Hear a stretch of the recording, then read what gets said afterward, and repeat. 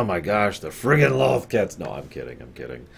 What is with the stormtroopers? You know, I'm really bored. You want to see if they fly? Yeah, sure. Really?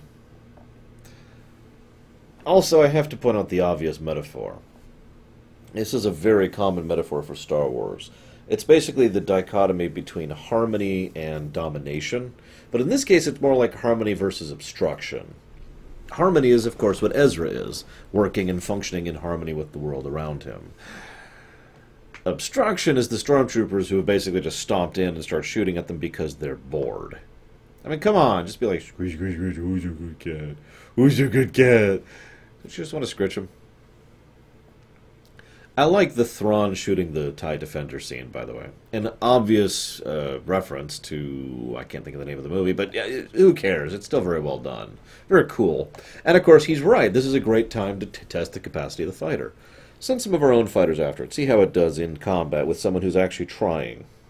Because you're not going to get that kind of data elsewise. And he's also right. The TIE Defender Elite is a horrific advantage, even more so than the regular TIE Defender was. I can kind of see the point here.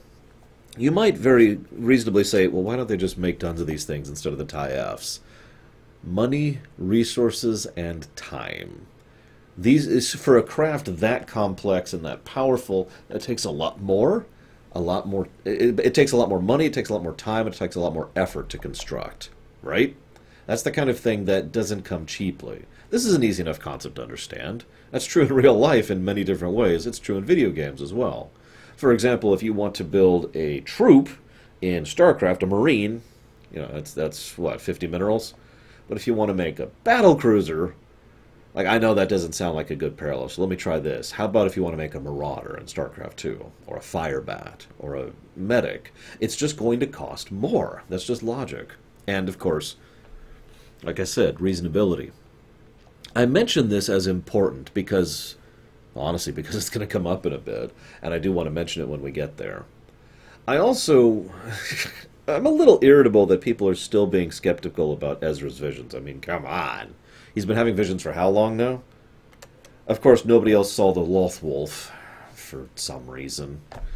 It's probably not even there. It's probably an illusion thing, because that's how the Force works, and I just want to punch it in the face, but regardless of that. I do like how this is a bit of a return to form. That Ezra manages to make his way through most of this, not by leaning on the dark side, which is something he dabbled in Season 2 and 3, not by trying to be an excellent Jedi Knight, not by trying to be a rebel fighter, but just by being the kid who gets along with animals. His animal empathy thing has always been a major skill and talent of his, along with his visions. Remember, his visions helped send him to the planet to begin with. So it's nice to see that. I like the quote that Kanan gives at the end. All the paths are converging now. And it's true. Everything is really starting to come together. It's one of the reasons why it's hard to comment on this season as in a bite-sized format like I usually do.